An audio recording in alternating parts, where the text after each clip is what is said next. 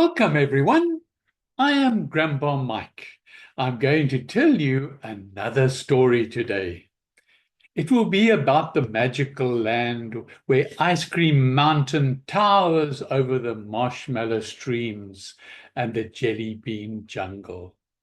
A new adventure will unfold for our beloved friends, Inky, Pinky, and Ponky, the adventurers. Let's get started.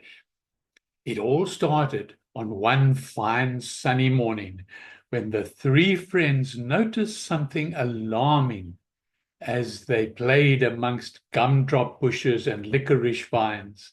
A peculiar smell began to seep into the air, turning their sweet playground into a sweet, smelly zone. They looked around and into the mountains. And guess what they saw? The peak of Ice Cream Mountain was dripping rapidly, the scoops of strawberry, vanilla, and chocolate melting into each other. Ponky the mouse, with a nose for treats, was the first to spot the cherry sliding dangerously close to the edge of its whipped cream perch. "Oh dear, the mountain is melting. This can't be happening," Pinky exclaimed, her whiskers twitching with worry as she observed the caramel rivers beginning to overflow their candy floss banks. "What can we do?" asked Pinky. "We need the snowy sprinkles," Inky concluded, after quickly hopping to the clearing of the gumdrop bushes and licorice vines to assess the situation. "We need the snowy sprinkles. They're said to have the chill of winter's breath and can save our mountain." With no time to waste, the trio gathered their courage and a handful of essential positions like maple leaf parachutes and the chocolate bar paddles, just in case. Okay. They set off on the treacherous trail. Their quest led them across the butterscotch bridge and through the swirling fog of forgotten flavors, where ice cream legends whispered secrets of ancient frostings and forgotten sweets. It was here that gelato goblins tried to trap them with enchanted cones filled with endless flavors and swirls. At the same time, sorbet sirens sang chilling tunes of despair, hoping to lure the friends into icy water. "Keep your spirits high and focused sharp," Inky encouraged, leading the way with bounding leaps, her ears twitching at the sounds of the melting drips echoing around them. Eventually, they reached the Fridge Fortress, a towering structure of ice blocks and frozen yogurt turrets, where the snowy sprinkles were kept under lock and key. Guess who by? By the Custard Keeper. Yes, the Custard Keeper, a dessert of great age and wisdom.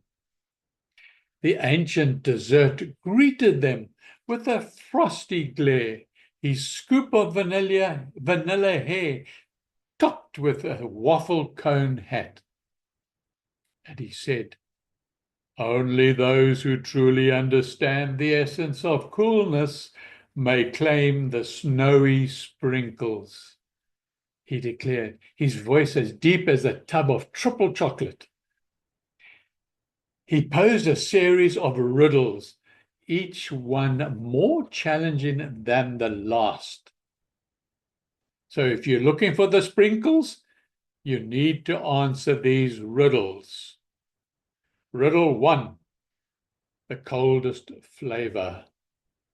What flavor of ice cream is so cold it's never served in summer, but always in winter's cold? Riddle 2, the perfect freeze-proof sundae recipe. Combined 3 scoops that never melt, 1 topping that's never felt the heat, and a dash of frost. what sundae have you built? Can you answer that? But let's first hear the third riddle. The magic ice cream bar.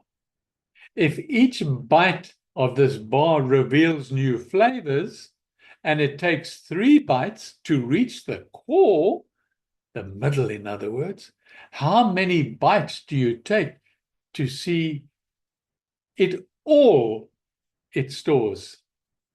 Everything inside it. They puzzled over the coldest flavor, the perfect recipe, and for a freeze-proof sundae, and the number of bites to finish a magical ice cream bar. They thought and they thought. With teamwork and clever thinking, Inky figured out the secret behind the frozen custard formula. Pinky calculated the precise twist for an ultimate swirl, and Ponky cleverly solved the riddle of the endless popsicle. The custard keeper congratulated them and said, "You truly understand the essence of the coolness." He handed them the snowy sprinkles. With the precious sprinkles secured, they hurried back across the now slippery paths of Ice Cream Mountain. The heat and the heat in the middle of the mountain intensifying as the sun climbed higher in the sky.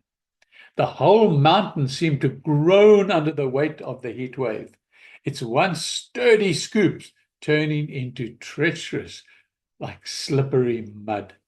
The ice cream people on the mountainside looked on to see if the snowy sprinkles would work. Ponky, nimble and quick, dashed ahead, scattering the snowy sprinkles with a flick of his tiny paws.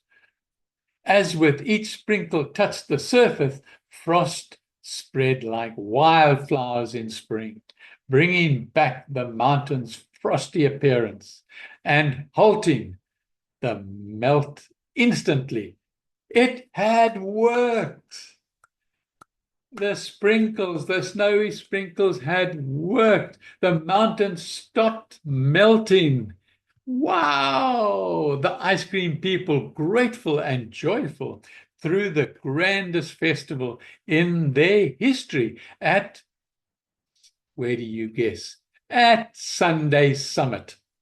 They honored Inky, Pinky, and Ponky with medals made of the finest white chocolate.